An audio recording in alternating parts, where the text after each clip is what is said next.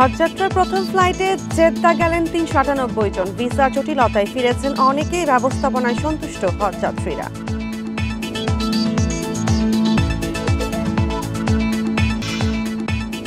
Battery রিকশার নতুন নকশা দিল বুয়েট। খরচ বর্তমান রিকশার মতোই, রাস্তায় চলাচলের অনুমতি দিচ্ছে ডিএনসিসি।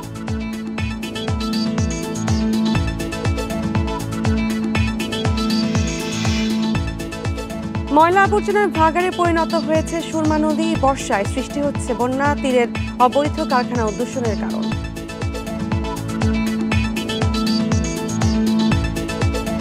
বান্ডেল থাকলে প্রতি সেনমানিতে টাকা বাঁচবে। বিকাশ সেনমানি বান্ডেল কিনে জিতুন প্রতি লেনদেনে। স্বাগত ইন্ডিপেন্ডেন্ট সংবাদের সঙ্গে আছে আমি শাজবিন হাসান। শুনছিলেন শিরোনাম, এবার বিস্তারিত। শুরু হলো হজযাত্রা। সোমবার রাত 2:15 হজরত শাহজালাল আন্তর্জাতিক বিমানবন্দর থেকে ছেড়ে যাওয়া প্রথম ফ্লাইটে জেদ্দায় গেছেন ৩৯৮ জন হজযাত্রী। তবে ভিসা জটিলতার কারণে হজ ক্যাম্পে এসেও ফিরে গেছেন অনেকে। সৌদি এয়ারলাইন্সের বেসরকারি প্রথম ফ্লাইটের 405 জন হজযাত্রীর মধ্যে যেতে পারেনি 7 জন। হজ ফ্লাইট শুরুর প্রথম 24 ঘন্টায় 10টি ফ্লাইটে সৌদি আরব যাবেন 4180 জন যাত্রী। হজ ক্যাম্পে অব্যবস্থাপনা নিয়ে অনেক সময় অভিযোগ শোনা গেলেও এবার ভিন্ন চিত্র। সার্বিক ব্যবস্থাপনায় সন্তুষ্ট হজযাত্রীরা। এবছর 87,100 হজযাত্রীর মধ্যে 70,000-এর ভিসা হয়েছে। বিমান বাংলাদেশ সহ 3টি এয়ারলাইন্স 232টি ফ্লাইট পরিচালনা করবে। সবশেষ ফ্লাইট 31 মে।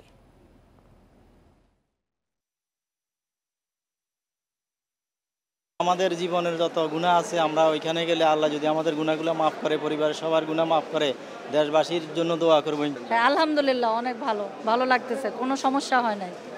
এই আর কি, সবার জন্য দোয়া করি, সবাই আল্লাহকে ভালো রাখুক। আত্মীয় স্বজন যারা গেছেন ওনাদের সাথে আমরা এসেছিলাম, তখন ভিতরে লোকজন চলে আসতো, অনেক ক্রাউড থাকতো, বেশ আমার কাছে ভালোই মনে হচ্ছে আর কি। প্রথম দিনের 10 ফ্লাইটে প্রায় 300 হজযাত্রীর ভিসা হয়নি।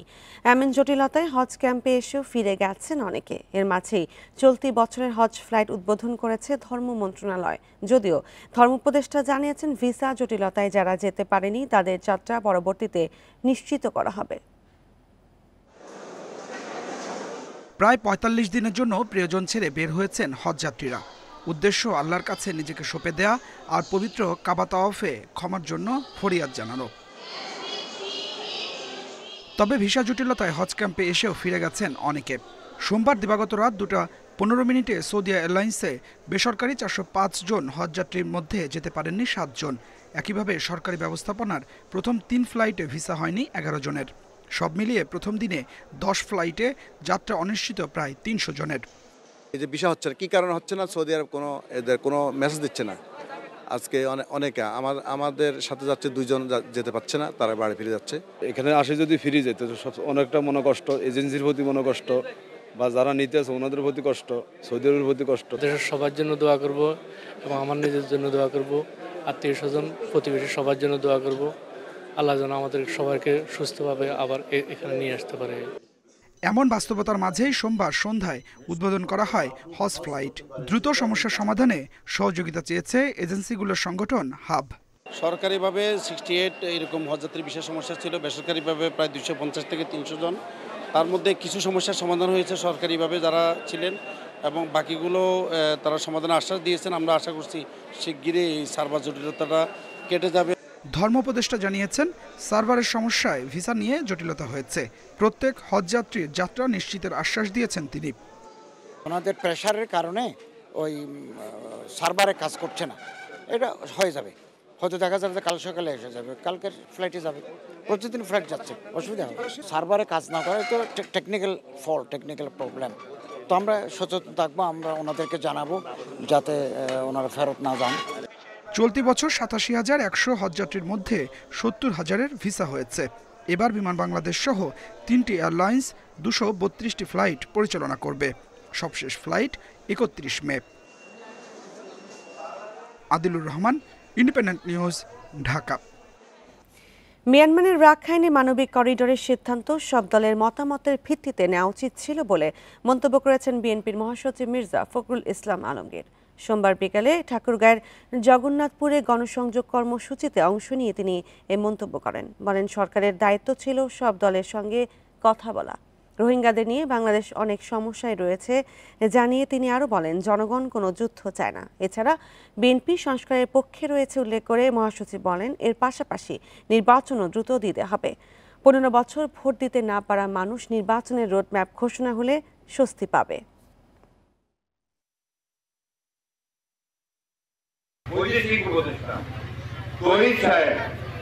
তিনি বলছেন যে আরাকানদের সঙ্গে যোগাযোগের জন্য আমরা একটা হিউম্যানিটেরিয়ান প্যাসেজ, মানবিক একটা প্যাসেজ আমরা আরাকানে দিতে চাচ্ছি। এই সিদ্ধান্তের সঙ্গে আমাদের স্বাধীনতা, সার্বভৌমত্ব এবং ভবিষ্যতে এই অঞ্চলের শান্তি স্থিতিশীলতা জড়িত আছে। সরকারের উচিত ছিল, দায়িত্ব ছিল এই বিষয়টা নিয়ে সমস্ত রাজনৈতিক দলগুলোর সঙ্গে কথা বলা। ব্যাটারি চালিত রিকশার নতুন নকশা তৈরি করেছে বুয়েটের যন্ত্রকৌশল বিভাগ। উদ্ভাবকদের দাবি, নতুন নকশাটি সাধারণ রিকশার চেয়ে অনেক নিরাপদ। এটি তৈরি করতেও বর্তমান ব্যাটারি রিকশার সমান খরচ হবে। নতুন মডেলের রিকশাকে শিগগিরই রাস্তায় চলাচলের অনুমতি দেওয়া হবে বলে জানিয়েছে ডিএনসিসি। তুলে নেওয়া হবে পুরনো রিকশা। রাজধানী সহ সারা দেশেই সড়ক ব্যবস্থাপনায় বড় সংকট হয়ে দাঁড়িয়েছে ব্যাটারি চালিত রিকশা। নিবন্ধনহীন এ যানটির প্রশিক্ষণহীন চালকের বেপরোয়া আচরণের কারণে ঘটছে দুর্ঘটনা, বাড়ছে যানজট। বিভিন্ন সময় ব্যাটারি রিকশার বিকল্প নানা উদ্যোগের প্রস্তাব দেয়া হলেও তা বাস্তবায়ন হয়নি। 2022 সাল থেকে নিরাপদ রিকশার নকশা তৈরির কাজ করছে বুয়েটের যন্ত্রকৌশল বিভাগ। দেখতে সাধারণ ইজি বাইকের মতো নতুন রিকশায় 16টি বৈশিষ্ট্য যোগ করা হয়েছে। থাকছে হেডলাইট, লুকিং গ্লাস, ইন্ডিকেটর, ছাউনি ও কাচের উইন্ডশিল্ড। এটার যে 1.5 লাখ টাকা দাম বলছি, তার প্রায় 50% দাম হচ্ছে ব্যাটারির। 3 হুইলার সিএনজি কিন্তু অলরেডি বাংলাদেশে চলে এবং সেই গাড়িগুলোর দাম হচ্ছে 4 লাখ, 4.5 লাখ টাকা গাড়ির দামে। সো তার প্রেক্ষিতে আমার মনে হয় এটা একটা ভালো মার্কেট পজিশনে। বুয়েটের নকশা করা ব্যাটারি রিকশা রাস্তায় নামাতে কাজ শুরু হয়েছে বলে জানিয়েছে ঢাকা উত্তর সিটি কর্পোরেশন। বাজারে যারা প্রডিউসার তারা তো রেডি, ট্রেনিংগুলো চলবে। তারপরে যারা ট্রেনিং নেন তারা আমাদেরকে অ্যাপ্লাই করবেন বাহনের জন্য। ট্রেনিং সার্টিফিকেট দেখে আমরা বাহন কিনবেন, আমরা তখন করে দেবো কোন জায়গায় চালানো যাবে সেই কোটা ধরে, সেই অবস্থা ধরে আমরা দেব। নতুন এই রিকশায় সর্বোচ্চ গতি উঠবে ঘন্টায় 30 কিলোমিটার। এর 3টি চাকাতেই হাইড্রোলিক ব্রেক ব্যবহার করায় নিরাপত্তা নিশ্চিত হবে বলে জানিয়েছেন বুয়েটের উদ্ভাবকরা। Sultana Jahan Mitu, Independent News, Dhaka. সৌদি আরব থেকে 70 জন প্রবাসীকে বাংলাদেশে ফেরত পাঠানো হয়েছে। সোমবার রাতে হযরত শাহজালাল আন্তর্জাতিক বিমানবন্দরে অবতরণ করে তাদের ফ্লাইট। ফিরে আসা প্রবাসীদের দাবি, বৈধ অনুমতিপত্র থাকার পরও গ্রেপ্তার করা হয় তাদের, বিনা নোটিসে চাকরিচ্যুত করা হয়। আইনিভাবে সহায়তা না করে তাড়াহুড়ো করে দেশে পাঠানোর রিয়াদে বাংলাদেশের দূতাবাসের ভূমিকা নিয়ে প্রশ্ন তোলেন তারা। দেশে ফেরার পর ভবিষ্যৎ নিয়ে উদ্বেগে এসব প্রবাসী। চলতি বছরের শুরু থেকে বিভিন্ন আইন লঙ্ঘনের অভিযোগে প্রতি সপ্তাহেই সৌদি আরবে গ্রেপ্তার হচ্ছেন প্রবাসীরা, যাদের মধ্যে অনেককেই ফেরত পাঠানো হচ্ছে নিজ নিজ দেশে। এতগুলা টাকা দিয়ে গেলাম, আমাদের কোনো লাভ নাই। আমাদের যা হইছে পরিশ্রম করে গেছি ভাই। ওইখানেও লাঞ্ছিত, ওইখানেও লাঞ্ছিত। আমাদের পরিবার দেখার মতো যেমন এখানে দেশে কেউ নেই, ওইখানে শ্রমবাজারে গিয়েও আমরা কিন্তু বিভিন্ন রকম ষড়যন্ত্রের শিকার হচ্ছে, লাঞ্ছিত হচ্ছে। আমি 11 দিন জেল খাটি এখানে এখন আইছি। 6250 টাকা নিছে আমার থেকে কফিলে। বাংলাদেশ রাষ্ট্রদূতের কাছে 4বার ফোন করি আমি, উনি কোনো কথাই বলে না। দেশের অন্যতম নদী সুরমা, সেই নদী এখন পরিণত হয়েছে ময়লা আবর্জনার ভাগাড়ে। অর্ধশতাধিক স্থানে বর্জ্য ফেলায় সুরমা রূপ নিয়েছে মরা নদীতে। ময়লা আবর্জনায় ভরাট হওয়ায় বর্ষাকালে সৃষ্টি হচ্ছে বন্যা। সিটি কর্পোরেশন বলছে, জনগণের অসচেতনতার কারণে সুরমার দূষণ বন্ধ করা যাচ্ছে না। ভারতের বরাক নদী থেকে সৃষ্ট সুরমা নদীর দৈর্ঘ্য 249 কিলোমিটার। দূষণ আর উজান থেকে নেমে আসা পলির কারণে এমনিতে হুমকির মুখে দীর্ঘতম এই নদী। বাসাবাড়ির বর্জ্য থেকে শুরু করে বাজারের আবর্জনাও ফেলা হচ্ছে সুরমাতে। এতে নদীটি পরিণত হয়েছে ময়লার ভাগাড়ে। তলদেশ ভরাট হওয়ায় পানি ধারণ ক্ষমতা কমছে। তাই বর্ষায় বন্যার কারণ হয়েছে নদীটি। নদী পাড়ের অর্ধশতাধিক স্থানে জমেছে আবর্জনার স্তূপ। বিভিন্ন স্বেচ্ছাসেবী সংগঠনের কর্মীরা নিজ উদ্যোগে ময়লা আবর্জনা পরিষ্কার করলেও মিলছে না সুফল। এটা কোনো এক ব্যক্তিকে, একটা ক্লাসকে দূষিত করা যাবে না। আমরা মোটা দাগে বলতে পারি যে সিটি কর্পোরেশনের দায়িত্বশীলরা এই ব্যাপারটা দেখতেছে না, কিন্তু আমি সিটি কর্পোরেশন বললে আমার নিজেকেই অপমান করতেছি, কারণ আমি নিজেই এর জন্য দায়ী।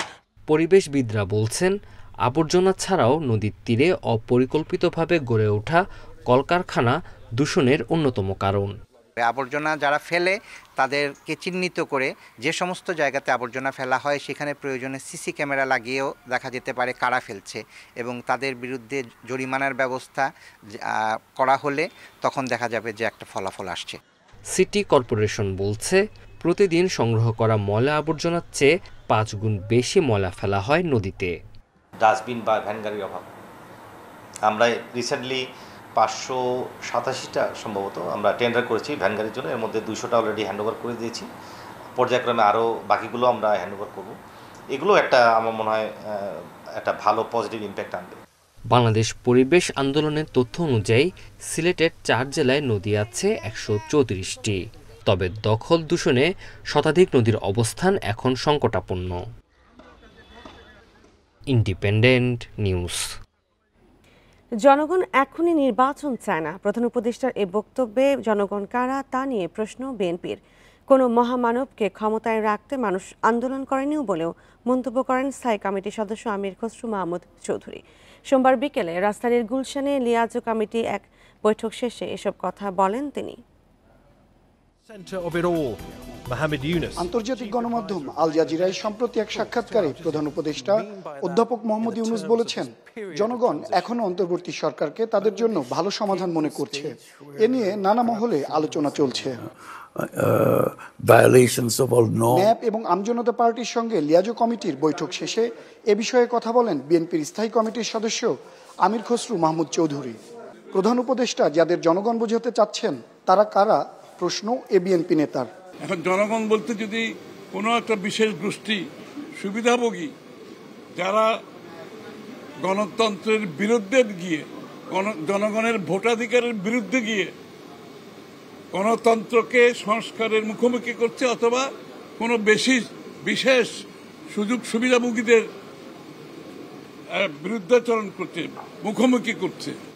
আমির খসরুর অভিযোগ, একটি সুবিধাভোগী গোষ্ঠী নির্বাচনের জন্য সময়ক্ষেপণ করে গণতন্ত্রের বিরুদ্ধাচরণ করছে। কাউকে দীর্ঘদিন ক্ষমতায় রাখতে আন্দোলন হয়নি বলেও মন্তব্য তার। কোন মহামানবকে বাংলাদেশের দায়িত্ব দেওয়ার জন্য বাংলাদেশের মানুষ আন্দোলন সংগ্রাম করে নাই, ত্যাগ স্বীকার করে নাই। আর কোন মহামানব কোন দেশের গণতন্ত্রের সমাধান দেবে তার জন্য বাংলাদেশের জনগণকে অপেক্ষা করতে হবে, এটা বিশ্বাস করার কোনো কারণ নেই। এদিকে সরকারের কারা আওয়ামী লীগ নিষিদ্ধ করতে চান কিংবা চান না তাদের পরিচয় স্পষ্ট করার দাবি জানিয়েছে আমজনতা পার্টি। আর আগামী মাসের মধ্যে নির্বাচনের রোডম্যাপ ঘোষণা চান ন্যাপের সভাপতি। আমরা সবাই মিলে বলতেছি আগস্ট, সেপ্টেম্বর, অক্টোবর, নভেম্বর, ডিসেম্বরের মধ্যে অন্ততপক্ষে একটা সুষ্ঠু নির্বাচন করার ব্যাপারে। আনোয়ার সাদাত নূর, ইন্ডিপেন্ডেন্ট নিউজ, ঢাকা। আওয়ামী লীগের বিচার ও নিষিদ্ধ করার দাবিতে বিক্ষোভ সমাবেশ ও মশাল মিছিল করেছে জাতীয় নাগরিক পার্টি। সোমবার রাতে রাজধানীর খিলগাঁওয়ে এই কর্মসূচি পালন করে মুগদা, শাহজাহানপুর, বুজবাগ ও খিলগাঁও শাখার নেতা কর্মীরা। এই সময় এনসিপি নেতারা বলেন, আওয়ামী লীগের বিচার এবং তাদের নিষিদ্ধ করাই হবে সবচেয়ে বড় সংস্কার। যারা গণহত্যা চালিয়েছে দেশে তাদের রাজনীতি করার কোনো অধিকার নেই। যারা আওয়ামী লীগকে পুনর্বাসনের চেষ্টা করবে তাদের বিরুদ্ধে এনসিপি আন্দোলন গড়ে তুলবে। প্রধান উপদেষ্টার বক্তব্যের সমালোচনা করে নেতারা বলেন, আওয়ামী লীগ রাজনীতি করবে কি না সে সিদ্ধান্ত আওয়ামী লীগ নেবে না, সিদ্ধান্ত নেবে বাংলাদেশের জনগণ এবং অন্য রাজনৈতিক দলগুলো। ফ্যাসিস্টদের ঠিকানা কখনোই বাংলাদেশে হতে পারে না। তাদের এই দেশ থেকে বিতাড়িত রায় আমাদের আপামর জনতা 5 তারিখে দিয়ে দিয়েছে। নিষিদ্ধকরণ এবং তার দ্রুত বিচার বাস্তবায়ন করুন। আওয়ামী লীগের নিষিদ্ধ দাবিতে একটি বিক্ষোভ মিছিল এবং মশাল মিছিল অনুষ্ঠিত করি এবং সেটি আপনারা দেখতে পাচ্ছেন সাধারণ জনগণ খুবই উচ্ছ্বসিত। নারায়ণগঞ্জ আদালতের এজলাস থেকে বের করার সময় সাবেক আইনমন্ত্রী আনিসুল হককে কিল ঘুষি মেরে ধাওয়া দিয়েছেন আইনজীবীদের একাংশ। সোমবার বিকেলে মামলা শুনানি শেষে আদালতের এজলাসের ফটকে ঘটনা ঘটে। সোমবার সকালে কড়া নিরাপত্তায় ঢাকা কেন্দ্রীয় কারাগার থেকে নারায়ণগঞ্জের আদালতে তাকে হাজির করা হয়।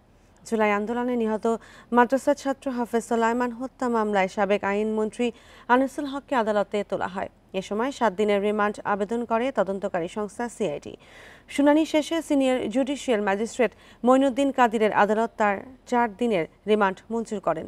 পরে রিমান্ড শুনানি শেষে পুলিশ নিরাপত্তা আদালত থেকে নেওয়ার সময় তাকে কিল ঘুষি মারেন বিক্ষুব্ধ আইনজীবীরা। উভয় পক্ষের শুনানি আনতে এই আসামিকে মামলার সুষ্ঠু তদন্তের স্বার্থে এবং মূল রহস্য উদ্ঘাটনের জন্য এই কারা অস্ত্রগুলি সরবরাহ করছে এবং এই কারা হুকুম দিছে এই সকল বিষয় উদ্ঘাটনের জন্য তাকে 4 দিনের পুলিশ রিমান্ড মঞ্জুর করেছে। দিনাজপুরের বাস চলাচলকারী 11টি উপজেলার মধ্যে 9টিতেই নেই টার্মিনাল। ফলে পৌর শহর ও উপজেলাগুলোতে সড়ক মহাসড়কের উপরেই যাত্রী ওঠানামা করছে বাস। এতে একদিকে যানজটে ভোগান্তি বাড়ছে, অন্যদিকে দুর্ঘটনা ও নিরাপত্তা নিয়েও তৈরি হচ্ছে শঙ্কা। 13 উপজেলা নিয়ে গঠিত দিনাজপুর জেলা, তবে সরাসরি বাস চলাচল করে 11 উপজেলায়। জেলার অভ্যন্তরীণ রুটে প্রতিদিন 4 শতাধিক লোকাল বাস ও 2 শতাধিক ঢাকাগামী বাস চলাচল করে। জেলা শহরের কেন্দ্রীয় বাস টার্মিনাল ছাড়া কেবল পার্বতীপুর উপজেলায় রয়েছে টার্মিনাল। যাত্রী চালকরা বলছেন, টার্মিনাল না থাকায় লোকাল ও মেল বাস ছাড়াও সরাসরি ঢাকাগামী বাস থেকেও যাত্রী ওঠানামা করে সড়কের উপরেই। এতে সড়ক সংকুচিত হয়ে যানজট ও দুর্ঘটনা ঝুঁকি বাড়ে। গাড়ি ব্রেক দেওয়ার কারণে এত যানজট সৃষ্টি হয় এবং এর জন্য যে অ্যাক্সিডেন্টগুলো হচ্ছে প্রতিনিয়ত কোনো না কোনো প্রাণ যাচ্ছে। ঘুমাইতে হয় রাস্তার উপরে, কোনো টার্মিনাল নাই, যাত্রীদের কোনো যাত্রী ছাউনি নেই, যাত্রীদের নির্দিষ্ট স্থান নেই যে এখানে যায় গাড়ি ব্রেক দিয়ে গাড়িতে লোক উঠাবো। দুর্ঘটনার আশঙ্কার পাশাপাশি রাতের যাত্রা বিরতিতে নিরাপত্তা নিয়ে শঙ্কার কথাও বলছেন সংশ্লিষ্টরা। পৌর শহরগুলোতে টার্মিনাল তৈরির বিষয়টি বিবেচনাধীন বলছে প্রশাসন। আমাদের গাড়িগুলি সুষ্ঠুভাবে চালানোর জন্য খুবই সুবিধা হতো, বিশেষ করে যাত্রী নিরাপত্তা এবং আমাদের গাড়ির নিরাপত্তা উভয়ের ক্ষেত্রে এটা আমাদের খুবই জরুরি। কিছু কিছু উপজেলাতে ইতিমধ্যে পৌরসভা তাদের নির্ধারিত বাস স্ট্যান্ড বা ট্রাক স্ট্যান্ডের জন্য প্রস্তাব মন্ত্রণালয় বরাবর প্রেরণ করেছে। কিছু কিছু পৌরসভার প্রক্রিয়াধীন আছে। বিষয়টি যেন দ্রুততম সময়ের মধ্যে সম্পন্ন করে অত্যাধিক সুবিধা সম্পন্ন বাস স্ট্যান্ড নির্মাণ করা যায়, সেই বিষয়টিতে আমরা দ্রুত ভূমিকা রাখব। সমস্যার সাময়িক সমাধানে কয়েকটি উপজেলায় বাস বে তৈরি করা হলেও এসব স্থানে বাস না থামায় ভোগান্তি আরও বাড়ছে বলছেন সংশ্লিষ্টরা। Independent news. আর এ নিয়ে আরও জানাতে দিনাজপুর থেকে যুক্ত হচ্ছেন সহকর্মী ASM আলমগীর। আলমগীর, এই বিষয়ে কর্তৃপক্ষ কি বলছে এবং টার্মিনাল তৈরির ব্যাপারে কি কোনো ব্যবস্থা নেবে কিনা তারা?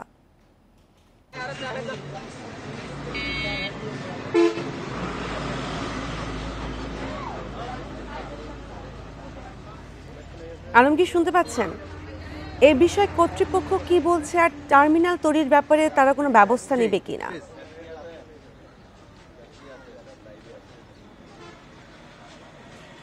আসলে আমি কর্তৃপক্ষের সঙ্গে কথা বলছি। কর্তৃপক্ষ বলছে যে এগুলো সংশ্লিষ্ট পৌরসভার বিষয় এবং তারা চেষ্টা করবে।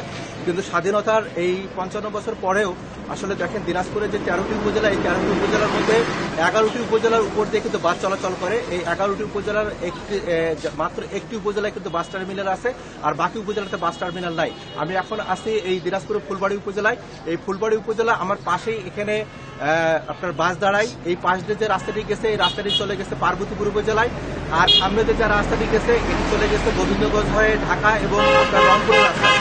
এই একটি পৌরসভা শহরের 5টি স্থানে বাস দাঁড়ায়। বাস দাঁড়ানোর যখন বাসগুলো এসে দাঁড়ায় তখন কিন্তু আসলে এই পৌর শহরে পুরো যানজট লেগে যায়। অন্যান্য যানবাহনগুলো যাওয়ার কোনো রাস্তা থাকে না, এগুলো সিঙ্গেল ফেজের রাস্তা। এই রাস্তাগুলো দিয়ে আসলে যখন স্কুলগামী, যখন স্কুলের সময় হয়, যখন স্কুল চালু হয় এবং স্কুল যখন ছুটি হয়, তখন কিন্তু স্কুলগামী যে তীব্র যানজটের সৃষ্টি হয় এবং অফিসের যখন শুরু হয় এবং অফিস যখন ছুটি হয় তখনও কিন্তু তীব্র যানজটের শুরু হয়। এবং দিনাজপুরে যে এই 11টি শহরের উপর যে বাস চলাচল করে, এই 11টি শহরে কিন্তু দিনে দিনে কিন্তু আসলে রিক্সা, অটো রিক্সা এবং এই যে নির্দিষ্ট বাস টার্মিনাল না থাকার কারণে এই শহরগুলো কিন্তু অসহনীয় হয়ে চলে আছে। পৌর কর্তৃপক্ষ, সংশ্লিষ্ট রোড এবং হাইওয়ে কর্তৃপক্ষ এবং জেলা প্রশাসন বলছে তারা এটি নিয়ে চেষ্টা করছে, কিন্তু এখনো পর্যন্ত অদ্যবধি কিন্তু আসলে কোথাও কোনো এই বাস টার্মিনাল করার কোনো উদ্যোগ নেই, যার কারণে যত্রতত্র এখানে বাস দাঁড়াচ্ছে, যেখানে সেখানে বাস দাঁড়ানো, একটি শহরে 4-5 জায়গায় বাস দাঁড়াচ্ছে, যার কারণে কিন্তু প্রত্যেকটি শহরে কিন্তু একটি যানজট শহরে কিন্তু তৈরি হচ্ছে। ফলে তারা দ্রুত এখানে নির্দিষ্ট বাস টার্মিনাল করার দাবি জানিয়েছে, কিন্তু বারবার তারা কর্তৃপক্ষ এখানে আশ্বাস দিল অদ্যবধি কিন্তু এখানে কোনো বাস টার্মিনাল করার কিন্তু কোনো সুরাহা মেলেনি। দিনাজপুরে বাস টার্মিনাল সংকট আর এই বিষয়ে জানাচ্ছিলেন সহকর্মী এস.এম. আলমগীর। চলতি বছর বোরো ধানের বাম্পার ফলন হয়েছে সুনামগঞ্জে। বিভিন্ন হাওরে চলছে ধান কাটা, তবে চাহিদার তুলনায় শ্রমিকের বাড়তি মজুরি এবং হারভেস্টার মেশিনের সংকটে হিমশিম খাচ্ছেন চাষিরা। এতে উৎপাদন খরচ আরও বেড়ে যাচ্ছে বলছেন চাষিরা। সুনামগঞ্জের দেখার হাওরে 7 একর জমিতে ধান চাষ করেছিলেন সদর উপজেলার মোল্লাপাড়া ইউনিয়নের এরশাদ আলী। ফলন বেশ ভালো, এরই মধ্যে সব ধান পেকেও গেছে। তবে শ্রমিক না পাওয়ায় বিপাকে এই চাষি। এছাড়া কয়েকদিন যোগাযোগ করে পাননি হারভেস্টার মেশিনও। 600 টাকা রোজ, 700 টাকা রোজ হামলার জানি এখন মনে করেন একলাগুলি যেমন হরছে 5-7 কেয়ার মানুষ পারাম না, ওই একলা কাটাত লাগলাম। আগে অন্য জেলা থেকে ধান কাটা শ্রমিক সুনামগঞ্জে গিয়ে কাজ করলেও এবার তাদের আনাগোনা কম। এ অবস্থায় সময় মতো ধান কাটতে না পারলে অকাল বন্যায় পাকা ধান নষ্ট হওয়ার আশঙ্কা চাষিদের। আমরা খুব সংকটে আছি, ধান কাটার মানুষ পানি যান না, যে টাকা দিয়ে ক্ষেত করি এর চেয়ে দ্বিগুণ জায়গায় খরচ। বৃষ্টিপাত বেশি হইলে তো সমস্যা। কিন্তু গেছে রাত্রে ওই শিলাবৃষ্টি কিছু রাত্রে দেখা গেছে, তো খুব সংকট হই। এদিকে সংকট নিরসনে শ্রমিক সরবরাহের পাশাপাশি হারভেস্টার মেশিন দিয়ে ধান কাটতে কৃষকদের সহায়তা করা হচ্ছে বলে জানিয়েছে কৃষি বিভাগ। যেহেতু কিছুটা সংকট রয়েছে, এক্ষেত্রে আমরা কমন হারভেস্টার মালিকগুলোকে বলেছি যে হাওড়ে ধান কর্তন করে দ্রুত নন হাওড়ে এসে তাদের কমেন্ট দিয়ে ধানগুলো কর্তন করার জন্য, এবং স্থানীয়ভাবে যারা আমাদের যুবক সমাজ রয়েছেন এবং যারা আমাদের অনিয়মিত শ্রমিক রয়েছেন তাদেরকে আমরা এই ধান কর্তনে নিয়োজিত করেছি। এবার জেলায় বোরো ধানের আবাদ হয়েছে 2,23,510 হেক্টর জমিতে। বর্তমানে ধান কাটার কাজ করছেন 1.5 লাখ শ্রমিক। এছাড়া ব্যবহার করা হচ্ছে প্রায় 1000 combined harvester machine. Independent news. নদী ভাঙন সহ নানা কারণে শ্রেণীকক্ষ সংকটে নদীর তীর এলাকার অনেক স্কুল, এসব স্কুলে ব্যাহত হচ্ছে পাঠদান, লেখাপড়ায় পিছিয়ে পড়ছে শিক্ষার্থীরা। এতে স্কুলগুলোতেও কমছে শিক্ষার্থীর সংখ্যা। প্রায় 5 বছর আগে যমুনার ভাঙনের মুখে সরিয়ে নেওয়া হয় বগুড়ার সারিয়াকান্দির নিজ কর্ণিবাড়ি সরকারি প্রাথমিক বিদ্যালয়। এখন স্কুলটির 6টি শ্রেণীর পাঠদান চলছে অস্থায়ী একটি শ্রেণীকক্ষে। প্রশাসনিক কাজে একই কক্ষে বসেন শিক্ষকরাও। এখানে এসে আমরা অস্থায়ীভাবে 2টি ঘর করি। এই 2টি ঘরেই আমরা 6টি ক্লাস নেই এবং আমরা শিক্ষকরাও এখানেও বসি। আমার বিদ্যালয়টি 5 বছর আগে নদীর গর্ভে বিলীন হয়ে গেছে। এখন আমরা বাঁধে অবস্থান করতেছি। সংকটে ধুঁকছে খোর্দবলাইল সরকারি প্রাথমিক বিদ্যালয়েও। স্কুলটিতে 2 জনের বেঞ্চে বসতে হয় 5 জন শিক্ষার্থীকে। নদী ভাঙনে ক্ষতিগ্রস্ত আরও অনেক স্কুলেই আছে এমন সমস্যা। আমরা ছাত্রছাত্রী অনেক, তাই আমাদের প্রতি বেঞ্চে 4-5 জন করে বসতে হয়। এই শ্রেণীকক্ষে 11টি বেঞ্চে আমরা অনেক কষ্ট করে বসি এবং আমাদের অনেক কষ্ট হয়।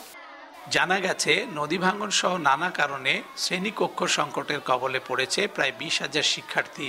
তবে সমস্যার সমাধানে সরকারের উদ্যোগের কথাও জানিয়েছেন কর্মকর্তারা। আমাদের উপজেলায় PDP-4 প্রকল্পের আওতায় অলরেডি আমরা অনেকগুলো স্কুলে প্রাইমারি সরকারি প্রাথমিক বিদ্যালয়ে ভবন এবং তাদের বাউন্ডারি ওয়ালের কাজ সম্পন্ন হয়েছে। প্রাথমিক শিক্ষা অধিদপ্তরের হিসেবে বলা হয়েছে তিস্তা, ধরলা, ব্রহ্মপুত্র, যমুনা ও পদ্মা সহ বিভিন্ন নদ নদীর তীরে শ্রেণী সংকটে অন্তত 1000 সরকারি প্রাথমিক বিদ্যালয়। এর মধ্যে রংপুর বিভাগের কুড়িগ্রাম গাইবান্ধায় 600 আর রাজশাহী বিভাগের বগুড়া, সিরাজগঞ্জ সহ কয়েকটি জেলায় 400-এর মতো স্কুল এই সমস্যার কবলে। Hasibur Rahman, Independent news, Bogura. মন্দার সময় পার করছে দেশের আবাসন খাত। গেল এক বছরে ব্যবধানে ছোট ও মাঝারি ফ্ল্যাট বুকিং ও বিক্রি কমেছে 25%, আর 50% পর্যন্ত কমেছে বিলাসবহুল ফ্ল্যাটের বিক্রি। এমন অবস্থার কারণ হিসেবে ড্যাপের আইনকে দায়ী করছে আবাসন ব্যবসায়ীদের সংগঠন রিহ্যাব। এছাড়া অর্থনৈতিক মন্দা, রাজনৈতিক অস্থিরতা ও ঋণের বাড়তি সুদহারকেও দায়ী করছে রিহ্যাব। ত্রিমুখী সমস্যার মধ্যে দেশের আবাসন খাত। মানুষের মৌলিক চাহিদার অন্যতম এই খাতে এখন স্থবিরতা চরমে। প্লট, ফ্ল্যাট ও বাড়ি বিক্রিতে মন্দা। Real estate and housing association of Bangladesh রিহ্যাবের তথ্য মতে 2022 সালের ড্যাপের আইনের ফলে দেশের প্রকল্পের কাজ কমেছে। এছাড়া উচ্চ মূল্যস্ফীতির ঋণের বাড়তি সুদের জন্য শুধু ঢাকাতেই ছোট ও মাঝারি ফ্ল্যাট বুকিং ও বিক্রি 20 থেকে 25% এবং বিলাসবহুল ফ্ল্যাটের বিক্রি প্রায় 50% পর্যন্ত কমেছে।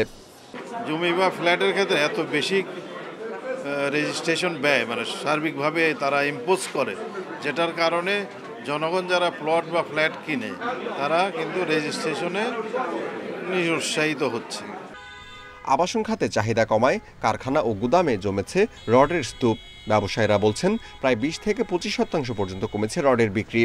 প্রতি টনে 10 থেকে 15,000 টাকা কমানোর পরও তেমন সাড়া মিলছে না। একই সঙ্গে 2 থেকে 3 বছর ধরে ইতিবাচক প্রবৃদ্ধি নেই সিমেন্টের ব্যবসায়। উন্নয়নের যে একটা জোয়ার আসছিল আমাদের দেশে, এটা তো প্রায় 4 বছর যাবৎ ক্রমাগতভাবে বন্ধ হয়ে গেছে। বড় বড় মেগা প্রজেক্টগুলি বন্ধ হয়ে গেছে। শেষের দিকে যেই কয়টা আছে এখন হয়তো টুকটাক করে চলতেছে।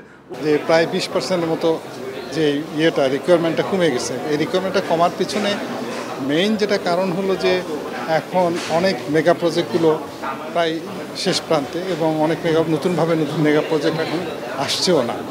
আবাসন খাতে সরকারি, বেসরকারি ও ব্যক্তিগত প্রকল্পের কাজ কমে যাওয়ায় বিক্রি কমেছে ইলেকট্রনিক্স যন্ত্রপাতি, টাইলসের মতো অন্যান্য সহযোগী শিল্পের বিক্রিও। Amirul Islam, independent News, Dhaka. আর এই ছিল এখনকার সংবাদে। ইন্ডিপেন্ডেন্ট টেলিভিশনের সব খবর বিস্তারিত জানতে চোখ রাখুন ফেসবুক, ইউটিউব ও এক্সে। ধন্যবাদ সবাইকে।